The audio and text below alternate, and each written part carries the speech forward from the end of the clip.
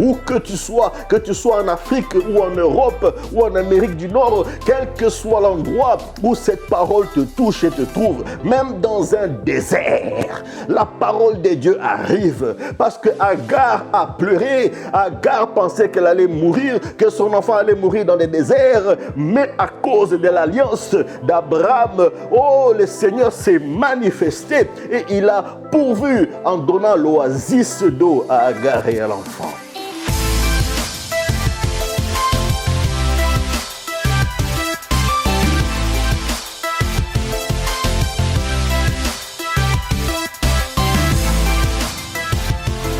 Et chers auditeurs et auditrices, soyez les bienvenus à notre Nawezi podcast.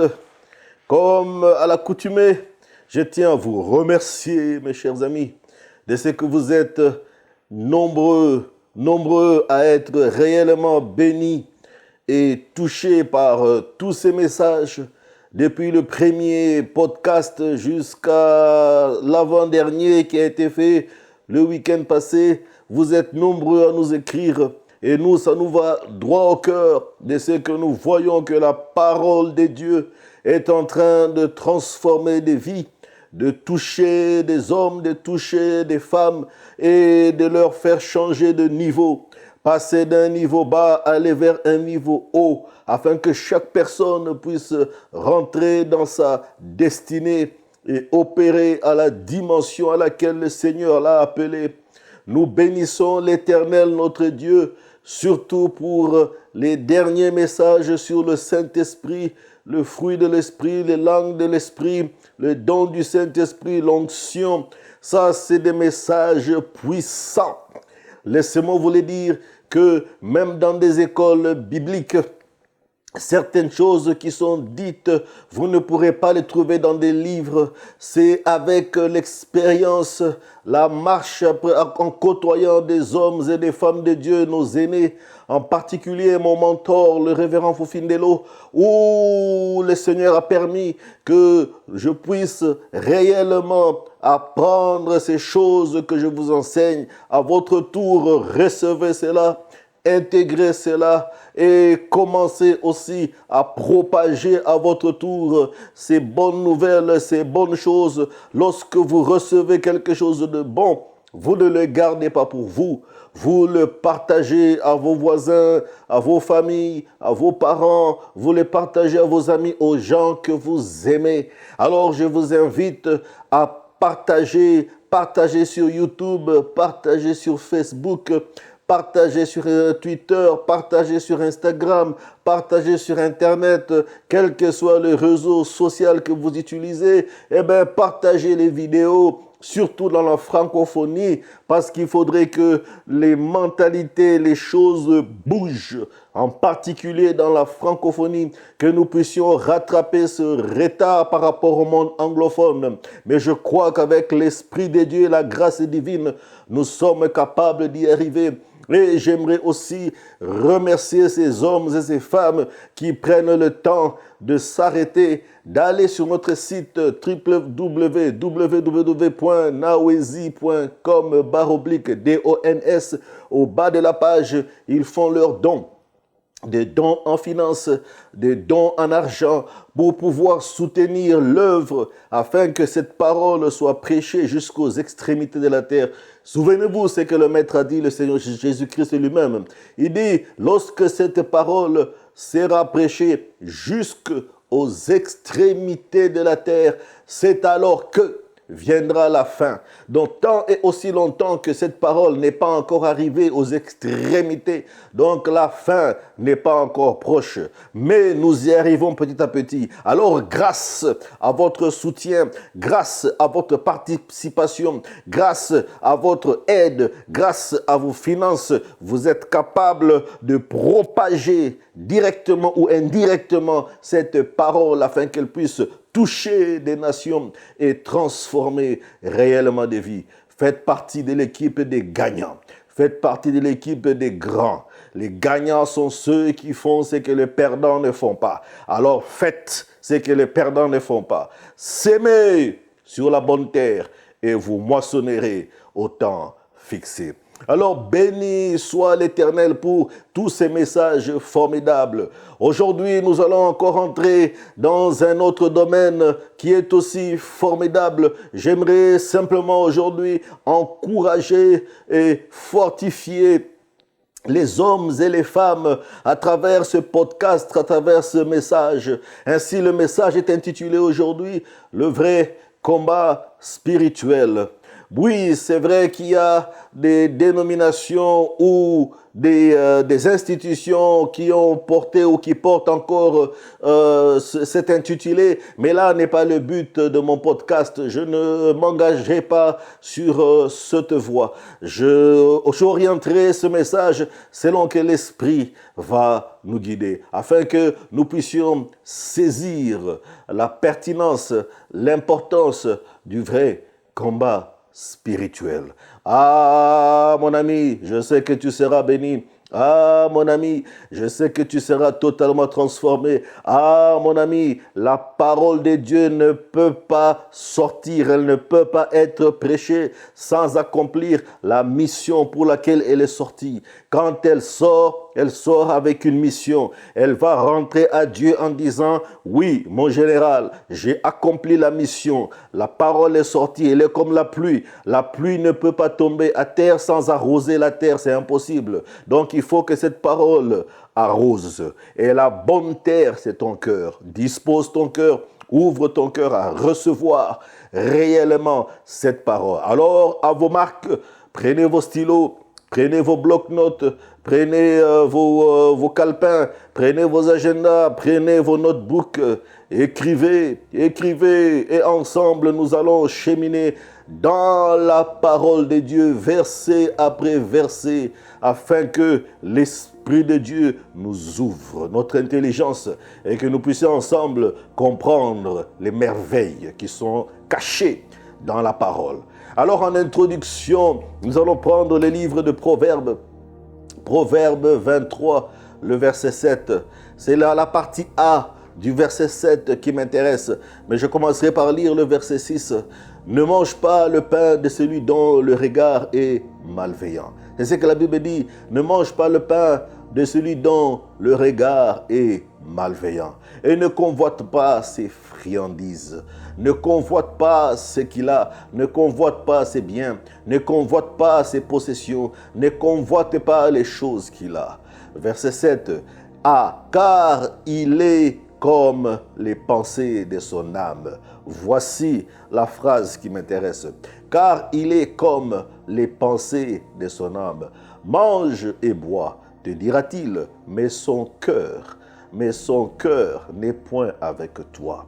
D'autres versions disent, l'homme est, l'être humain ou la femme est exactement comme les pensées de son âme.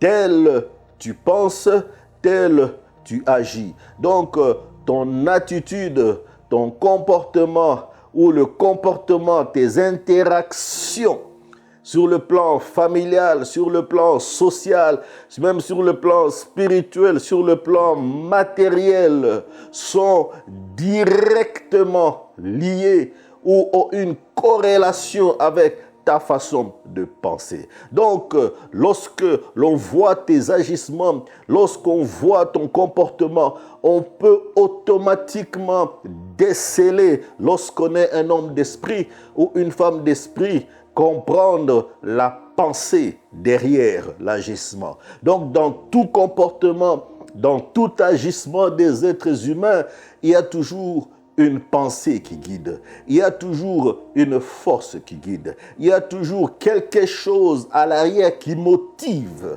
un comportement, qui motive une attitude, qui motive un agissement. Que ce soit dans les couples, que ce soit dans les relations amicales, que ce soit dans les interactions au travail, que ce soit sur le plan social, que ce soit sur le plan académique, quelles que soient les rencontres, quelles que soient les connexions, quels que soient les lieux, quelles que soient les places où nous sommes en interaction entre humains, il y a toujours une pensée qui motive certaines attitudes. Alors, nous allons voir ce que le Maître lui-même, le Seigneur Jésus-Christ, nous dit. Il dit dans Matthieu 15, le verset 19, « En effet,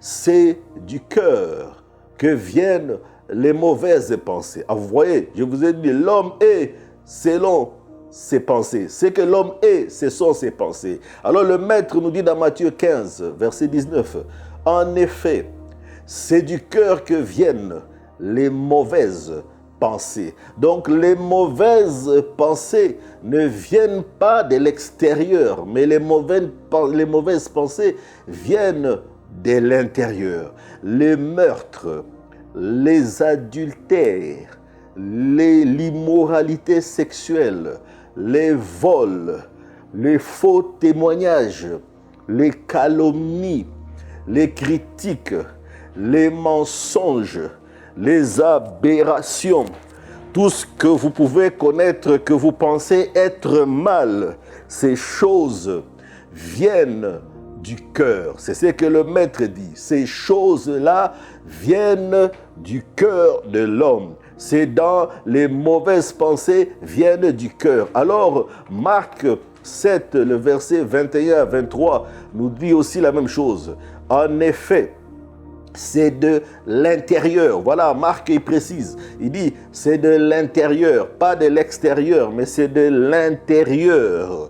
C'est du cœur des hommes. Disons, je mets les hommes, il faut mettre aussi les femmes. C'est du cœur des hommes que sortent les mauvaises pensées. Donc, les mauvaises pensées viennent de l'intérieur de l'homme. Les adultères, je le répète, l'immoralité sexuelle, les meurtres, les vols, la soif de posséder, les méchancetés, la fraude, la débauche, le regard envieux, la calomnie, l'orgueil, la folie, toutes ces choses mauvaises, la Bible dit que toutes ces choses mauvaises sortent du dédain et rendent l'homme impur.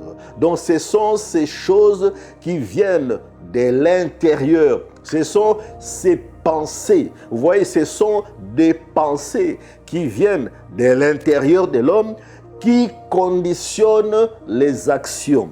Donc tous les qualificatifs qui ont été mentionnés ici, ce sont les actions que les hommes mènent, que les hommes posent. L'adultère est une action. L'immoralité sexuelle est une action. Le meurtre est une action. Le vol est une action. La soif de posséder est une action. Les méchancetés, c'est une action. La fraude est une action. La débauche est une action. Le regard envieux est une action. La calomnie est une action. L'orgueil est une action. La folie est une action. Alors, vous pouvez continuer à ajouter. La liste, elle est longue. Vous connaissez toutes sortes de qualificatifs. Cette liste n'est pas exhaustive. Donc, elle donne simplement certaines actions, certains qualificatifs qui sont conditionnés par la qualité de la pensée de l'homme. Toutes ces choses mauvaises sortent du dédain et rendent l'homme impur. Ce sont ces pensées qui rendent l'homme impur.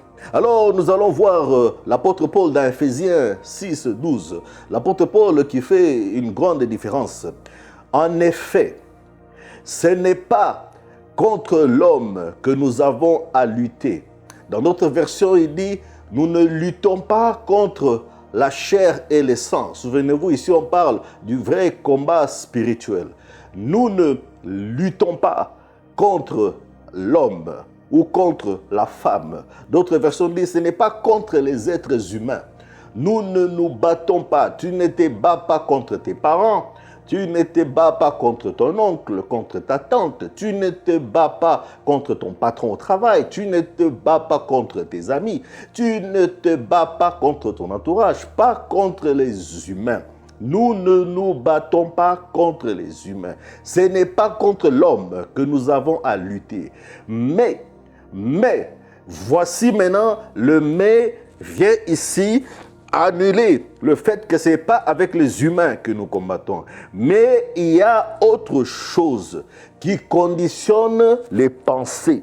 Il y a autre chose qui conditionne les actions que l'homme mène.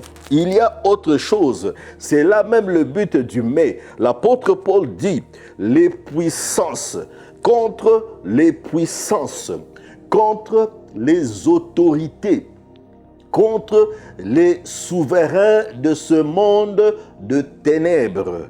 Le monde des ténèbres, contre les esprits du mal dans les lieux célestes, des ténèbres d'ici-bas. Voici une hiérarchisation, voici une catégorie de forces, de puissances qui opèrent dans cette sphère, dans l'atmosphère. Et laissez-moi juste rapidement encore ouvrir la parenthèse, un esprit ne meurt pas. Voilà pourquoi la Bible dit qu'il n'y a rien de nouveau sous le soleil. C'est les mêmes esprits qui ont opéré des siècles et des siècles durant. Ce sont les mêmes esprits qui opèrent encore de nos jours. C'est seulement le temps et les époques qui ont changé. Mais ce sont des forces. Donc, les puissances, c'est la première catégorie. Les autorités, c'est la deuxième catégorie. Les souverains de ce monde des ténèbres, c'est la troisième catégorie. Les esprits du mal, c'est la quatrième catégorie. Donc, c'est l'hiérarchie par gradation des forces qui conditionnent. Mais la bonne nouvelle est celle-ci. La Bible dit, ceux qui sont guidés par l'Esprit de Dieu sont réellement fils de Dieu. Alors, pour ne pas être sous l'influence, parce que l'apôtre Paul dit aussi, souvenez-vous, que nous étions aussi, avant d'accepter Christ, soumis à ses forces.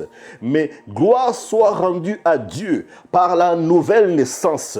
Lorsque nous avons ouvert notre cœur, nous avons accepté Jésus comme Seigneur et Sauveur. La Bible dit qu'il y a eu un transfert. Nous avons été transportés de ce monde vers le royaume de son Fils d'amour. Donc nous sommes automatiquement nés dans la famille royale où nous sommes guidés, nous sommes dirigés, nous sommes conduits par un autre esprit qui est l'esprit de vérité, qui est l'Esprit de Dieu, qui est l'Esprit de Jésus-Christ. Voilà pourquoi il est écrit, ayez en vous en tout temps les mêmes pensées, les mêmes sentiments qui sont en Christ. Lorsque les pensées qui sont en Christ se manifestent en nous, notre comportement, notre attitude par rapport à la société, par rapport à la vie que nous menons, par rapport à notre marche, sera totalement, diamétralement opposés à ceux qui sont guidés par les puissances, par les autorités, par les souverains de ces mondes de ténèbres, par les esprits du mal. Le mal, comme on l'a vu, toutes ces choses, des choses du mal, ces choses ne font pas partie de l'esprit, parce que dans l'esprit, c'est l'amour. Dans l'esprit, c'est la joie. Dans l'esprit, c'est la tempérance. Dans l'esprit, c'est la bonté. Dans l'esprit, c'est la fidélité. Dans l'esprit, c'est le fruit de l'esprit. Mais, ce sont les pensées. Ce sont les pensées qui conditionnent la vie, les comportements, les attitudes des êtres humains. Voilà pourquoi tu ne peux pas commencer à te battre avec ta famille, à te battre avec les hommes. Si tu rentres dans un combat comme celui-là, en train de te battre avec des humains, en train de te disputer avec des hommes, en train de déclarer des paroles contre les hommes, c'est une perte de temps. Il faut élever ton niveau spirituel. Il faut que tu puisses grandir spirituellement. Comprendre que à l'arrière-plan, ce qu'on appelle l'arrière-scène, à l'arrière-plan de ces personnes, il y a une force. Cette force a une incidence. Cette force a une influence sur la pensée de ces personnes. Parce que nous sommes guidés, nous avons en nous les pensées de Christ. Mais eux qui n'ont pas l'Esprit de Dieu, le monde qui n'a pas connu Christ, ils ont la pensée du monde. La pensée du monde, elle est différente de la pensée divine. Donc nous devons développer la pensée divine pour faire la différence dans un temps comme celui-ci, afin que nous puissions marquer notre temps, afin que nous puissions changer les circonstances et les événements, afin que nous puissions avoir des victoires, parce que nous sommes appelés à manifester la victoire du Christ à la croix, parce qu'à la croix, il y a eu une très grande victoire. Jésus a livré publiquement Satan et tous ses démons, tous ses acolytes, il les a livrés en spectacle. Donc, il les a dépouillés de toute force, de toute autorité et de toute puissance. Et la Bible dit qu'ils ont été liés, attachés sous son cortège triomphal. Donc, quand nous sommes guidés par l'Esprit de Dieu, nous devons manifester la pensée de Dieu. Mais ceux qui ne sont pas guidés par l'Esprit de Dieu, ce sont les choses semblables que j'ai mentionnées un peu plus haut. Alors là, c'était juste mon introduction. Maintenant, pourquoi ces choses opèrent? Pourquoi ces choses viennent tourmenter les pensées des hommes? Mais c'est pour t'empêcher de voir ce que Dieu a pour toi. C'est pour t'empêcher de rentrer en pleine possession de ton héritage. Nous avons un héritage à récupérer. Nous avons un héritage à manifester. Nous devons manifester la gloire de Dieu sur la terre. Oui, c'est vrai que nous allons avoir la gloire lorsque nous serons dans l'éternité. Mais avant d'arriver dans l'éternité, nous devons donner l'avant-goût. Parce que la Bible dit que nous sommes la lumière du monde et que nous sommes en même temps le sel de la terre. Le sel doit donner du goût. Donc, ma vie doit donner du goût. Ta vie doit donner du goût. Ton caractère doit donner du goût. Ton langage doit donner du goût. Ton attitude doit donner du goût. Ton interaction doit donner du goût. Ta marche avec les gens doit donner du goût. Ta communion avec le Saint-Esprit doit donner du goût. Ta prière doit donner du goût. Le ministère pour lequel Dieu t'a appelé doit donner du goût. Le travail que tu fais doit donner du goût. L'appel que tu as, les dons et les talents doivent donner du goût. Donc, lorsque le monde te regarde, le monde doit avoir le goût. Le goût. Le goût de servir. Le goût de s'approcher des dieux. Le goût de marcher dans la crainte de Dieu.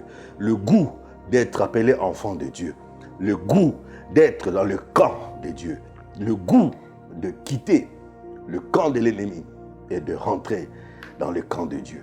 Alors, nous allons prendre un caractère. Abraham, le patriarche, dans Genèse 15, le verset 3 au verset 6. Abraham dit, ici le Seigneur est en train de montrer à Abraham quelque chose.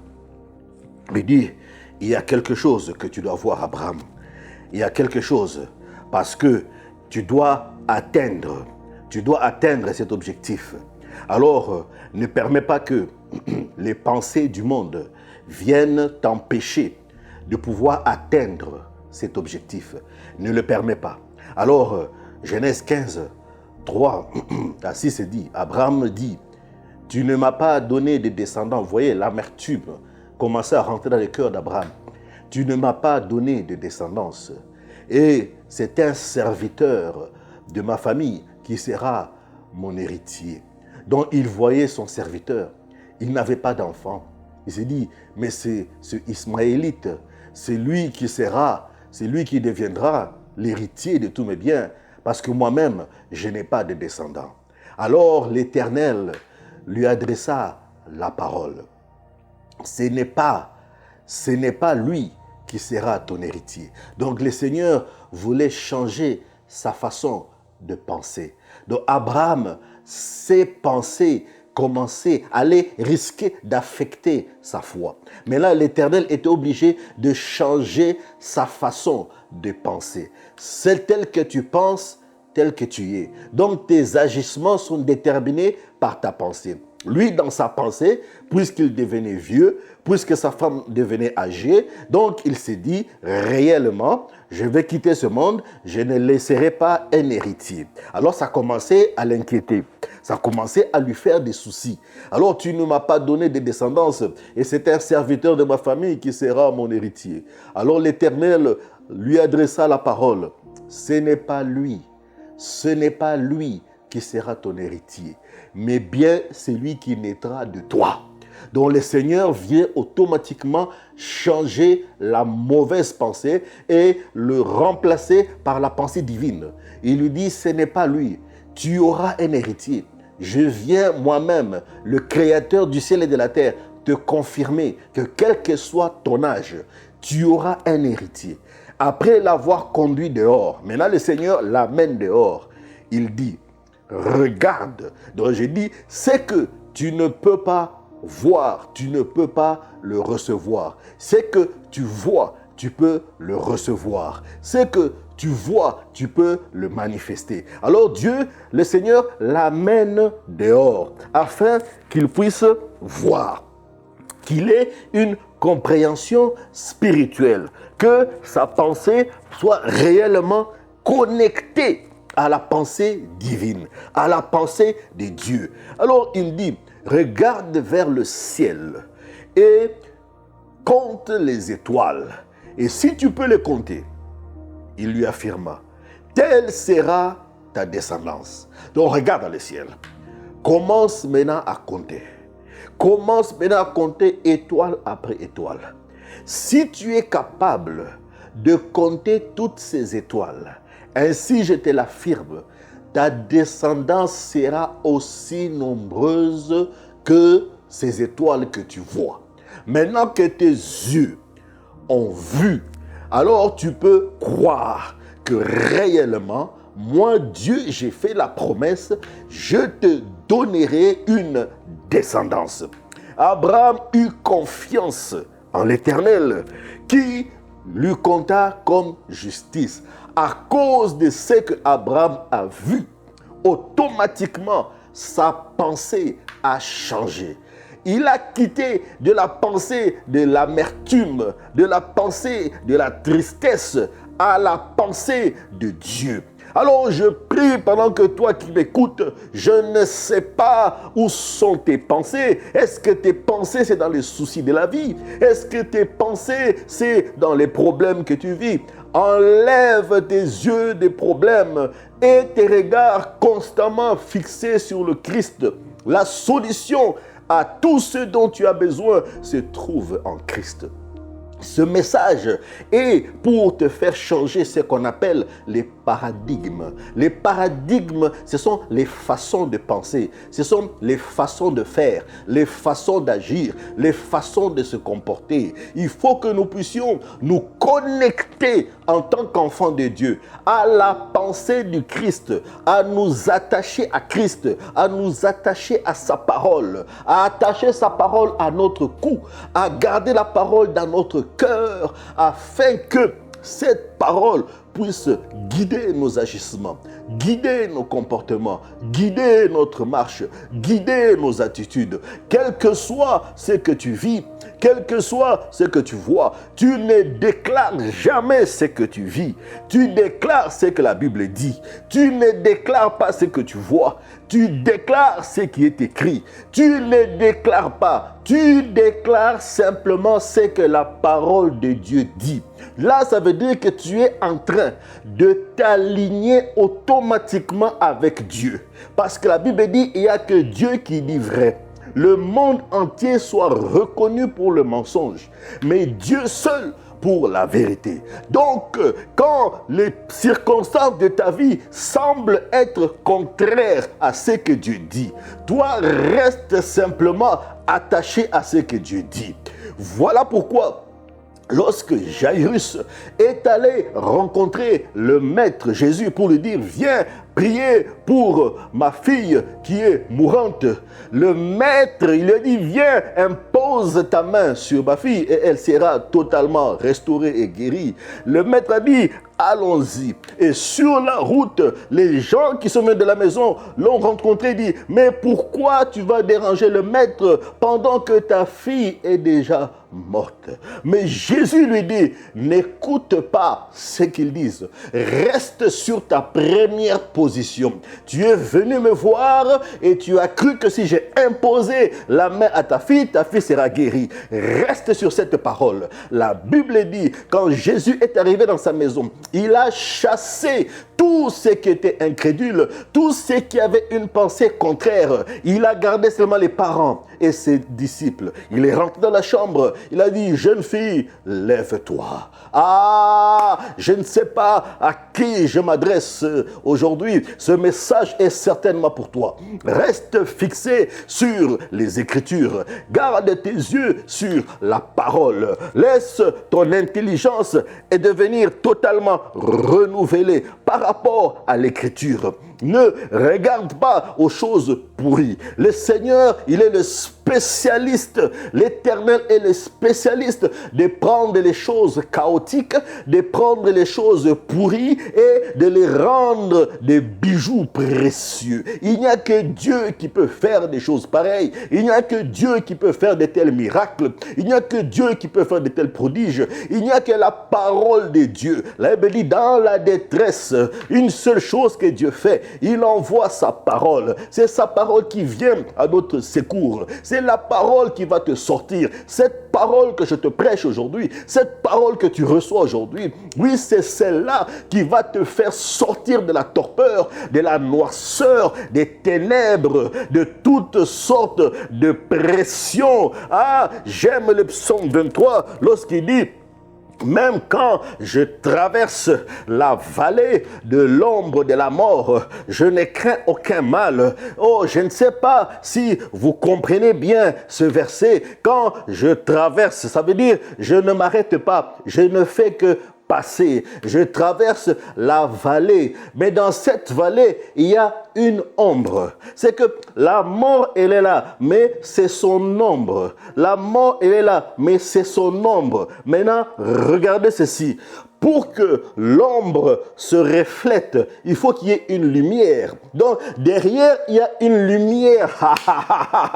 C'est la lumière qui frappe, qui projette l'ombre. Donc, tu n'as pas à t'inquiéter. La lumière qui est le Christ, Jésus est lumière. La lumière est là. Même quand tu traverses des temps difficiles, la lumière est là. Même quand tu traverses des moments compliqués, la lumière est là. Même lorsque tu vois que c'est chaotique dans ton mariage, la lumière est là. Quand tu vois tes finances chaotiques, la lumière est là. Quel que soit ce que tu vis, la lumière est là. La lumière est toujours là parce que l'Éternel est lumière. Tout ce que tu vois, ce n'est qu'une ombre. L'ombre ne peut pas te décimer. L'ombre ne peut pas te tuer. L'ombre ne peut pas t'écraser. Ce n'est qu'une ombre. N'aie pas peur, ce n'est qu'une ombre. Tu vas traverser ce message. Et pour t'aider à traverser, tu dois traverser. Toi et moi, nous devons traverser. Église du Christ, nous devons traverser. Nous ne restons pas, nous ne marquons pas le pas, nous traversons. Nous devons traverser. Ce n'est qu'une ombre.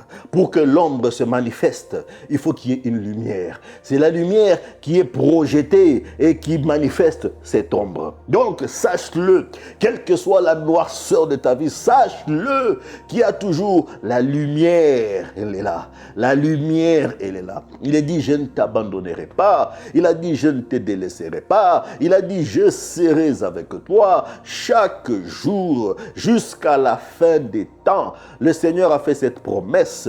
Quand il a promis, c'est la vérité. La main de Dieu est derrière sa parole afin de l'accomplir. Pendant que je suis en train de déclarer ces paroles, que la main de Dieu intervienne dans ta vie, que la main de Dieu intervienne dans ta maison. Si tu es alité à l'hôpital, que la main de Dieu vienne te toucher et te sortir de cette torpeur. Oh, si tu es alité chez toi à la maison, que la main de Dieu vienne te visiter, où que tu sois, quel que soit le problème, même si tu es dans le chômage, que la main de Dieu vienne te sortir. La main de Dieu n'est pas trop courte. Ah, je n'ai pas le temps de donner des témoignages. Pas des témoignages des autres, mais des témoignages de ma propre vie. Parce que j'ai vu la main de Dieu en opération dans ma vie. C'est pour ça que je peux témoigner du Christ avec assurance. Je peux parler de la parole de Dieu avec assurance parce que je vis, parce que je vois et je sais que je verrai encore des grandes choses. Ce sont des grands témoignages. Certainement un jour, je prendrai le temps de témoigner sur les grandes choses, sur les merveilles que le Seigneur fait dans ma vie. Donc c'est très important. Je parle des choses que j'ai vues, pas des choses que j'ai entendues ou que les autres ont fait, des choses que j'ai vues. La main de Dieu intervenir de façon surnaturelle et miraculeuse. Donc crois-le, reçois-le, où que tu sois en Afrique ou en Europe ou en Amérique du Nord, quel que soit l'endroit où cette parole te touche et te trouve, même dans un désert, la parole de Dieu arrive parce que Agar a pleuré, Agar pensait qu'elle allait mourir, que son enfant allait mourir dans les déserts, mais à cause de l'alliance d'Abraham, oh, le Seigneur s'est manifesté et il a pourvu en donnant l'oasis d'eau à Agar et à l'enfant. C'est ça, la main de Dieu. La main de Dieu est puissante. Ah, je ne sais pas à qui je m'adresse. Je ne sais pas à qui je parle aujourd'hui. Mais change ta façon de penser. Le combat est dans l'esprit. Le combat, c'est dans les pensées. C'est là pourquoi la Bible dit, tu ne combats pas contre les hommes. C'est dans les pensées que nous combattons. La victoire, Satan a la victoire sur les gens, c'est dans les pensées. Lorsque le diable t'a vaincu dans les pensées, alors il t'a vaincu dans toute ta vie. Mais si tu gagnes dans les pensées, alors tu vas vaincre le diable dans tous les domaines. C'est dans ta pensée. Toute chose se passe dans la pensée. C'est dans ta pensée. Tu es vaincu, c'est dans la pensée. Alors je viens simplement parler à ta pensée. Je viens m'adresser à ta pensée. Cette parole est pour ta pensée. Tu te dis peut-être que tu es l'échec. Tu te dis peut-être que c'est fini pour toi. Tu te dis peut-être que tu es trop âgé. Tu te dis peut-être que le temps est passé. Non, le temps n'est pas passé. Mon Père ne vient jamais en retard. La parole de Dieu ne vient jamais en retard. L'Éternel se présente au bon moment. S'il a permis que ce message t'arrive aujourd'hui, c'est qu'il y a quelque chose qu'il veut faire. Il veut intervenir dans ta vie. Il veut changer les circonstances de ta vie. Ta vie doit changer. Ta vie doit basculer vers le niveau de gloire. Tu dois rentrer dans la gloire. Ah, le diable s'est assez joué de toi. Trop, c'est trop. Pauvre diable, tu t'es trompé d'adresse. Tu t'es trompé de personne. Parce qu'aujourd'hui, mon frère, reçoit la parole. Si le Fils vous libère, vous êtes donc devenu réellement libre. Si le Fils vous affranchit, vous êtes donc devenu réellement libre. Il n'y a que le Christ Jésus, il n'y a que sa parole qui nous libère, qui nous délivre. Cette parole que je prêche aujourd'hui avec puissance. Nous voyons notre caractère dans la Bible. C'est Joseph. Dans Genèse 37, 5 à 7, et puis le verset 9, Joseph parle de son rêve. Joseph fit un rêve. Joseph a eu un rêve. il le raconta à ses frères qui le détestèrent à cause de son rêve. Encore plus, il leur dit, écoutez donc le rêve que j'ai fait. Voici les rêves que j'ai faits. Nous étions en train d'attacher les gerbes au milieu des champs. Et voici que ma gerbe s'est dressée et est même restée debout. Vos gerbes l'ont alors entourée et se sont prosternés devant elle. Donc quand on parle de champ, on parle de gerbe. Ici, on parle de business. Donc, Joseph est en train d'expliquer qu'on aura tous des entreprises. Mais mon business à moi va être plus haut que vos business à vous. Ah, je ne sais pas à qui je parle. Les business à moi seront plus grands que vos business, que vos affaires, que vos activités. Ah, l'appel que j'ai sera plus grand que l'appel de qui que ce soit. C'est ça le rêve de Joseph. C'est la vision que Dieu lui a donnée. Ça lui a coûté ce que ça a coûté. Mais, cette vision ne pouvait pas être étouffée. Alors, Joseph fit encore un autre rêve. Et il raconta à ses frères, il dit, j'ai fait encore un rêve. Le soleil, la lune et les 11 étoiles se prosternaient devant moi. Donc, c'est que Joseph a vu, Joseph l'a déclaré. C'est que tu as vu un jour dans les rêves, un jour tu as vu que tu étais grand. Un jour, tu t'es vu que tu étais prospère. Un jour, tu t'es vu que tu étais médecin. Un jour, tu t'es vu que tu avais tout, tu étais prospère. Un jour, tu t'es vu que tu étais un grand évangéliste. Un jour, tu t'es vu que tu gagnais des âmes dans les métros. Un jour, tu t'es vu faire ceci ou cela. Un jour, tu t'es vu dans ta jeunesse. Je te ramène des années en arrière. Tu avais une vision. Tu avais une vision. Tu avais des aspirations. Il y a des années, tu te disais, je ferai ceci, je ferai cela. Ah, si j'arrive à l'étranger, si j'arrive en Europe, si j'arrive en Amérique, ah, si je quitte un certain pays, ah, je ferai ceci, je ferai cela. Toutes sortes de projets. Mais malheureusement, ton rêve s'est étouffé à cause des événements de la vie, à cause des circonstances de la vie. Alors je suis venu réveiller ce rêve en toi. Des fois, tu te dis, ah, peut-être que je me suis marié un peu trop tôt à cause du mariage. Maintenant, j'ai des enfants, je n'ai plus le temps. Non, tu as toujours le temps. Tout est question de discipline. Si tu te disciplines malgré les enfants, parce que les enfants sont une bénédiction, malgré les enfants, tu es capable de faire des grandes choses. J'ouvre cette parenthèse. J'ai fini mes études universitaires dans une grande université, ici, dans cette ville de Montréal. Très, très grande université. Une université prestigieuse. Mais j'avais déjà des enfants. Mais j'étais déjà marié.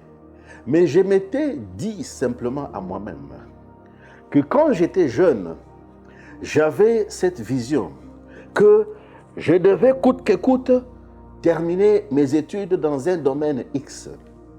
Alors, ce ne sont pas les enfants ou le mariage qui viendront empêcher ce rêve de se réaliser.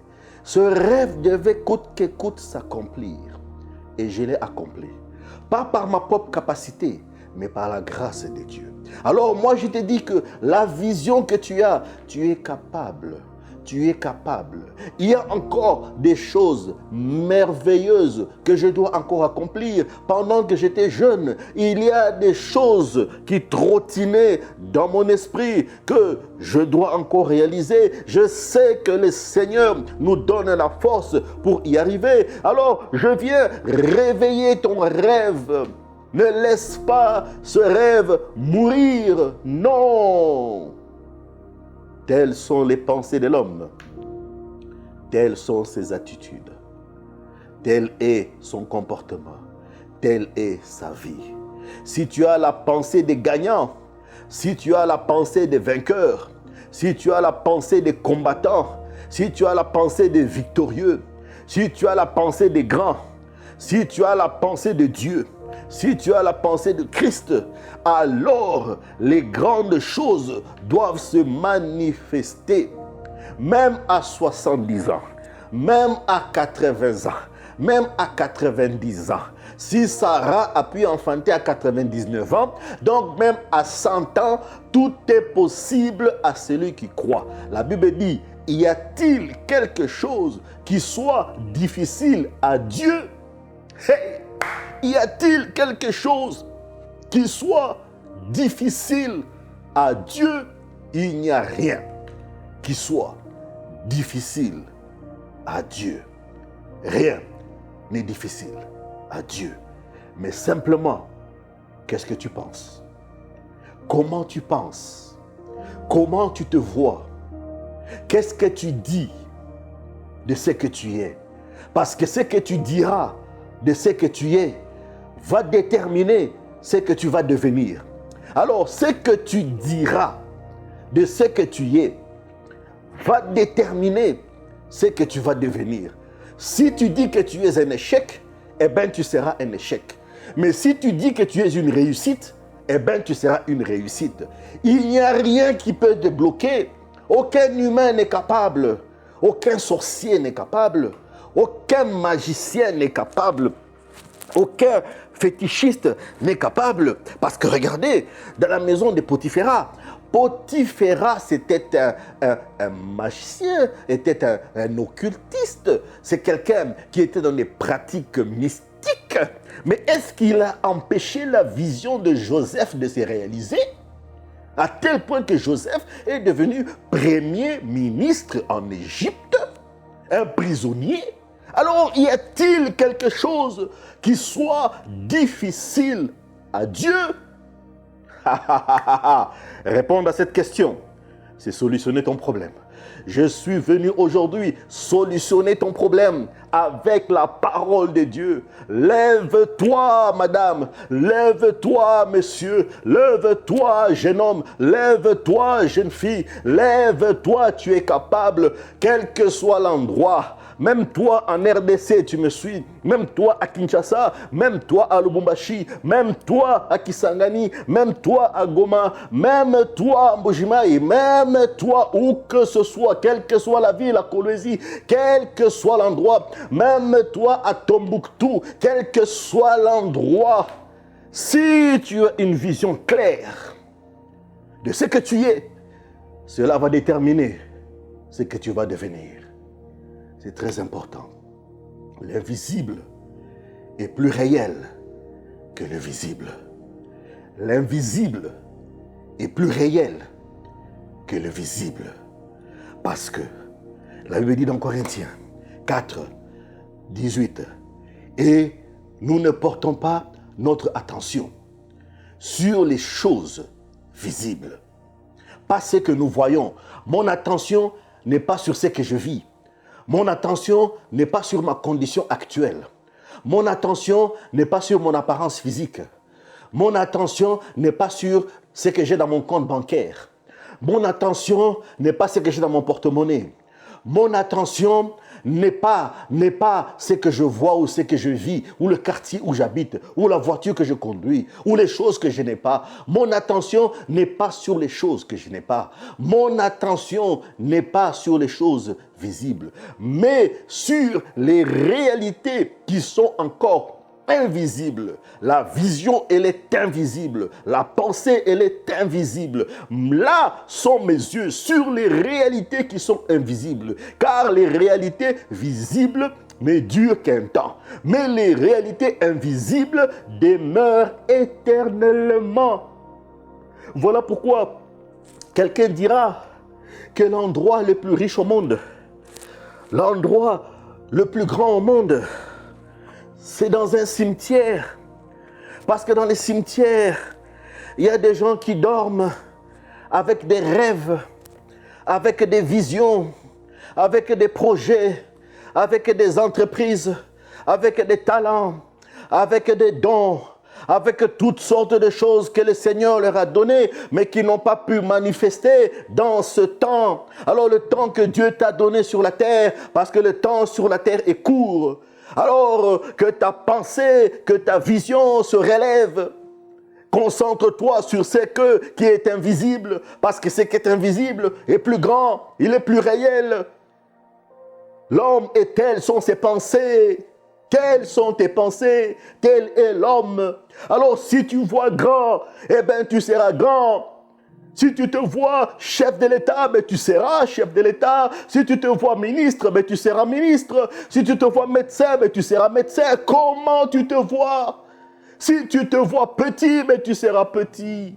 Voilà pourquoi l'ange de l'Éternel, quand il est apparu à Gédéon, il dit « Hé, Gédéon, vaillant héros, le Seigneur l'a vu exactement comme il voulait le voir. » Mais lui-même s'est étonné de cette expression. Moi, vaillant, la plus petite famille d'Israël, le plus petit de ma famille, le moindre des riens, il se voyait tout petit.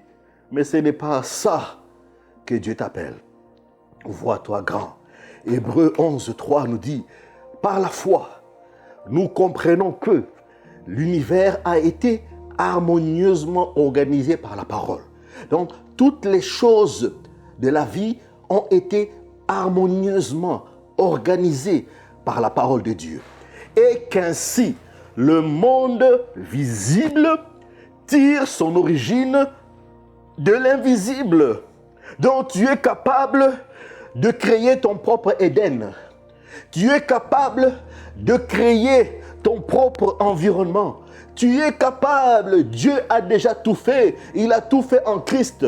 Maintenant, c'est à toi de t'élever et de saisir les promesses de Dieu, de saisir la parole. Je suis venu tellement révolté dans mon esprit pour parler à quelqu'un. Tu ne peux pas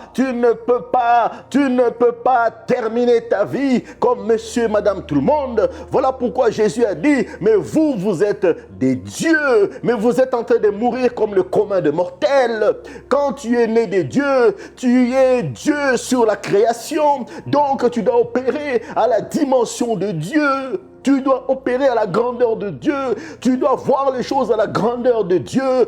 Tout est possible avec Dieu. Tu vas accéder à des fonctions grandes, à des choses puissantes, sans pour autant verser dans la compromission, sans verser dans la magie, sans verser dans l'occultisme, dans le fétichisme, sans verser dans des pratiques mystiques. Tu n'as pas besoin, parce que ça, c'est la petite dimension. La grande dimension, c'est l'Esprit de Dieu, c'est l'onction dont nous avons parlé. Donc, je suis venu parler à ta pensée, que ta pensée se réveille, que tu sois totalement révolté en tant qu'enfant de Dieu, de voir les choses changer dans ta propre vie. Et tu vas influencer ta famille, tu vas influencer les nations, tu vas influencer les villes, tu vas influencer les domaines dans lesquels Dieu t'a appelé.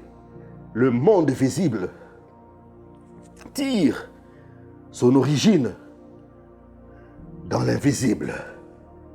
Dans l'invisible. Voici le maître dit, il faut que tu voies clair. Je suis venu te parler. Il faut que tu voies clair. Jésus-Christ dit, il faut que tu voies clair. Vous ne me croyez pas? Jésus dit, il faut que tu voies clair. Si avant cette parole, tu ne voyais pas clair, maintenant, après, tu dois voir clair. Dans ta pensée, tu dois voir clair. Le rêve que tu as, tu dois voir clair. La vision que tu as, tu dois voir clair. Ta vie, tu dois voir clair. Ton futur, tu dois voir clair. Cette parole va t'aider à voir clair. Le livre de Marc, le chapitre 8, le verset 22-25. La Bible dit, on amena un aveugle à Jésus. On amena un aveugle à Jésus. Regardez, Jésus prit l'aveugle. Jésus prit l'aveugle. Jésus fait quelque chose. On lui amène. Ça veut dire qu'il y avait des gens, qu'il y avait des foules, qu'il y avait la famille, qu'il y avait des amis, des gens qui les connaissaient, des gens qu'il avait vu grandir, des gens qui ont marché avec lui, des gens qui l'ont écrasé. Il y avait toutes sortes de personnes. Regardez ce que le maître fait. Il le prend par la main, le conduisit hors du village. Il le fait sortir de sa zone de confort. Je veux que tu sortes de ta zone de confort. Sors de ton entourage. Si ton entourage ne t'aide pas à aller plus haut, sors de ton entourage. Si les amis que tu fréquentes ne t'aident pas à aller plus haut, sors de ces amitiés. Si les relations que tu as ne t'aident pas à avancer dans la vie, sors de ces relations. Si tout ce que tu côtoies ne t'aide pas à aller plus loin, sors. Tu es en train de perdre ton temps. Le temps est précieux sur la terre. Le temps est précieux. Mon ami, frères et sœurs, ne perdez pas votre temps. Jésus prend par la main, il le sort hors du village. Puis, lui mouilla les yeux avec sa salive. Il prend sa propre salive. Il mouille ses yeux. Là, c'est la manifestation des dons du Saint-Esprit. Il mouille ses yeux, lui imposa les mains et lui demanda. Regardez maintenant, si tu ne vois pas clair, tu ne peux pas aller plus loin. La Bible dit, Jésus dit, tu dois voir clair. Il lui demanda, est-ce que tu vois quelque chose? Maintenant que je t'ai imposé les mains, maintenant que tu as reçu cette parole, là, toi, tu m'écoutes. Je sais que tu m'écoutes. Maintenant que tu l'as reçu, cette parole, est-ce que tu vois clair sur ton avenir? Est-ce que tu vois clair sur ton futur? Est-ce que tu vois clair sur tes ambitions? Est-ce que tu vois clair où tu veux aller? Où tu veux amener ta famille? Où tu veux amener tes enfants? Où tu veux amener ta femme? Où tu veux amener ton mari? Où tu veux amener la société? Où est-ce que tu veux amener? Est-ce que tu vois clair? Est-ce que tu vois quelque chose? Alors l'aveugle regarda et répondit, j'aperçois des hommes, mais je les vois comme des arbres qui marchent. Est-ce qu'un homme peut être comme un arbre? Ça veut dire qu'il n'avait pas une bonne vision. Sa vision était erronée. Sa vision était tordue. Jésus dit non, ce n'est pas possible. Tu ne peux pas voir des hommes, mais ils sont comme des arbres. Parce qu'un homme n'est pas comme un arbre. Alors Jésus posa de nouveau ses mains sur les yeux de l'aveugle. Alors celui-ci vit clair. Celui-ci vit clair. Donc, pendant que je te parle, il y a une imposition de main surnaturelle qui vient sur toi afin que tu voies clair. Tu dois voir clair. Ton futur doit être clair. Ton avenir doit être clair. Tes projets doivent être clairs. Ta vie doit être claire. Tu dois voir clair. Je suis venu pour que tu voies clair. Je te parle aujourd'hui pour que tu puisses voir clair. Il était guéri et voyant tout distinctement. Donc, il voyait les hommes comme des hommes. Donc, tu vois ta vision, tu vois ce pourquoi Dieu t'a appelé, tu vois tes talents, tu vois ton potentiel, tu vois ce que tu voulais faire quand tu étais jeune. C'est quand tu étais jeune fille, tu vois tes ambitions, tu te vois à l'école, rentrer dans une formation, tu te vois aller étudier rapidement pour que tu entres dans une telle profession, tu te vois faire des choses, des business, des affaires, tu te vois, je veux que tu te voies clair. Cette parole, c'est pour t'aider à déménager. Ce sont les gagnants qui déménagent. Il faut que tu déménages, que tu changes de niveau. Oh Jésus, oh, j'espère que je parle à quelqu'un, parce que moi-même je suis totalement révolutionné, totalement révolté. C'est parce qu'un jour dans ma vie, quand les choses ne fonctionnaient pas, c'est là que le Seigneur a commencé à me révéler ces choses. C'est là que je me suis révolté envers moi-même. Alors je me suis dit, il faut que je me prenne en charge. La parole de Dieu m'a aidé à me prendre en charge. Quand j'ai compris que le Seigneur avait déjà tout fait en Christ et que tout ce dont j'ai besoin se trouve en Christ, alors c'était à moi de saisir la parole, de croire aux promesses de Dieu, de croire que les promesses de Dieu pour les rêves que j'ai toujours eus sont capables de se réaliser. Et j'ai commencé à les déclarer chaque jour. Et j'ai commencé pas seulement à déclarer, mais à marcher exactement strictement à contre-courant. Les gagnants marchent à contre-courant. Tu ne marches pas dans le courant du monde. Sortez des foules. Sortez. Tu n'es pas monsieur, madame, tout le monde. Ne te compare pas aux autres. Ne compare pas ta vie à qui que ce soit. Tu es une personne unique avec une identité unique. Comme ton empreinte digitale est unique. Il n'y a pas deux personnes qui ont la même empreinte digitale. Donc ta vie est unique. Tu dois marquer ton temps. Ton empreinte est spéciale. Tu es spécial. L'homme est. Telles sont ses pensées. Oh, ces genres de messages, même dans les écoles bibliques, tu ne les auras pas. Il n'y a pas dans les écoles bibliques des messages comme ça. Parce qu'ici, je vous prêche, je vous enseigne sur l'expérience personnelle. Mon parcours, ma marche avec le Seigneur. Alors, c'est la vie pratique des choses que j'ai vues. Quand j'ai vu la main de Dieu opérer, s'est manifester dans ma vie. Si elle s'est manifestée pour moi, elle s'est manifestée pour Abraham, elle s'est manifestée pour Gédéon, pour Joseph. Lisez dans la Bible tous les caractères. Si elle s'est manifestée pour eux, donc elle peut se manifester pour toi aussi. Toi aussi. Quel que soit l'endroit, quel que soit le territoire, quel que soit le pays où tu es, ça va se manifester. Même quand on te dira à cause de la couleur de ta peau, blablabli et blablabla, la couleur de la peau importe peu. Ne tombe pas dans les complexes d'infériorité, ne tombe pas dans les complexes de supériorité. Un enfant de Dieu est un esprit. Un esprit n'a pas de couleur. Parce que Dieu n'a pas de couleur, Dieu est esprit. Donc tu dois aller de l'avant. Ne mets pas des barrières devant toi. Aucune barrière, aucun plafond de verre que les hommes peuvent placer peut te limiter. Rien ne peut arrêter la grâce en action. Chorobrosa, rien. En conclusion, je prendrai les derniers caractères pour terminer. Parce que ce message est trop fort. Je peux rentrer dans plusieurs domaines. Je peux toucher plusieurs caractères. Mais je veux m'arrêter ici. Je vais dans le livre de Chroniques 4, le verset 9 à 10. Ah, c'est un monsieur qu'on appelle Jabet. La Bible dit, Jabet était plus considéré. Il était plus considéré que ses frères. Sa mère lui avait donné le nom de Jabet en disant, c'est parce que je l'ai enfanté dans la douleur. Donc son nom signifiait douleur. Donc toute sa vie n'était que douleur. Je ne sais pas qu'est-ce que tu vis. Oh, il ne vivait que la douleur matin, midi et soir. Oh, il ne vivait que dans la douleur. Oh, économiquement dans la douleur. Financièrement dans la douleur. Matériellement dans la douleur. Socialement dans la douleur.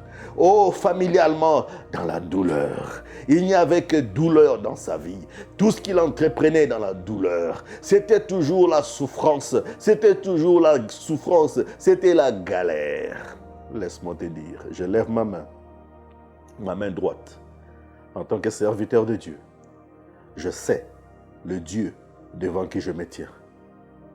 Cette douleur dans laquelle tu vis, je les décrète et je les déclare. Au nom puissant de Jésus-Christ, toi qui me suis, que cette douleur disparaisse maintenant, comme elle a disparu dans la vie de Jabet. Que la grâce de Dieu, que la grâce divine vienne se manifester surnaturellement dans ta vie. Alors, Jabet a pris une décision. Jabet a eu une révélation. Jabet a dit, je ne peux pas demeurer dans cette pensée de douleur. Il y a des gens qui sont devenus des experts à expliquer leur douleur, à expliquer leurs problèmes. N'explique pas ton problème, n'explique pas ta douleur, parle à ton problème. Parle à ta situation. Parle la parole à ta situation. Toute chose, je vous ai dit, toute chose a des oreilles. Même la douleur a des oreilles. Elle doit écouter la parole de Dieu. Jésus s'est levé face à la tempête. Il a parlé. Les disciples ont dit, qui est celui-ci à qui même la nature obéit? Il a parlé au figuier. Le figuier a séché. C'est que tu peux parler parce que tu as la nature divine en toi. Tu as l'onction, l'Esprit de Dieu. Parle à ta situation. Ne parle plus de ton problème. Parle au problème. Dis à cette montagne de se déplacer. Elle n'a pas le choix. Elle va se déplacer. Jabet invoqua le Dieu d'Israël en disant, si tu me bénis réellement, si tu agrandis mon territoire, si tu es avec moi, si tu éloignes de moi le malheur pour m'épargner de la souffrance, j'élève les mains. Si, Seigneur, tu interviens dans ma vie, si tu interviens dans ma situation, si tu interviens dans mes démarches, si tu interviens dans mes activités, si tu interviens dans mon foyer, si tu interviens dans mes projets, si tu interviens dans la vie de mes enfants, si tu interviens dans ma famille, si tu interviens dans mon pays, si tu interviens dans tous les domaines, si toi, Seigneur, tu interviens, si tu interviens au Père, et Dieu lui accorda, et Dieu lui accorda. Toi qui m'écoutes, et Dieu t'accorde, que Dieu t'accorde ce qu'il avait demandé. Ce que tu as demandé, ce que tu demandes matin, midi et soir, ce message vient vers toi pour te dire que Dieu te l'accorde. Que Dieu te l'accorde. Que Dieu te l'accorde. Que Dieu te l'accorde afin que ceux qui t'ont connu puissent rendre gloire à l'Éternel Dieu Tout-Puissant. Que Dieu vous bénisse. Que Dieu bénisse sa parole et que sa main puissante accompagne ce message jusque dans ta maison. Que ta vie ne soit plus jamais pareille. Mes amis, je vous aime beaucoup. Je peux aller plus loin. J'ai tellement de choses à dire. Nous allons nous retrouver à notre prochain Nawezi Podcast. Maintenant, je vous invite, vous tous, vous dites, oh, Pasteur Christian, nous voulons aussi rentrer dans cette dimension, mais nous ne savons pas comment. Voici la clé. Ouvre ton cœur et répète cette prière. Seigneur Jésus, je t'ouvre mon cœur, je te reçois dans ma vie comme le seul Seigneur et Sauveur de ma vie. Je te donne toute ma vie. Je quitte la famille de Satan, je rentre dans la famille de Dieu. Maintenant, je sais que tu as versé ton sang à la croix pour moi. Tu as payé le prix. Il y a eu substitution, échange à la croix. Tu as pris mon péché et tu m'as donné ta bénédiction. Mon nom est inscrit par ton sang dans le livre de vie. Je suis maintenant une nouvelle créature en Jésus-Christ. Alors, si tu fais cette prière avec foi, que tu puisses maintenant rentrer dans ton héritage par la puissance divine. Alors, pour les gagnants, mes amis, visitez-nous sur le site www.nawezi.com/don, D-O-N-S. Vous allez jusqu'en bas, vous avez les options de paiement, PayPal ou email transfert. Que Dieu vous bénisse au nom de Jésus.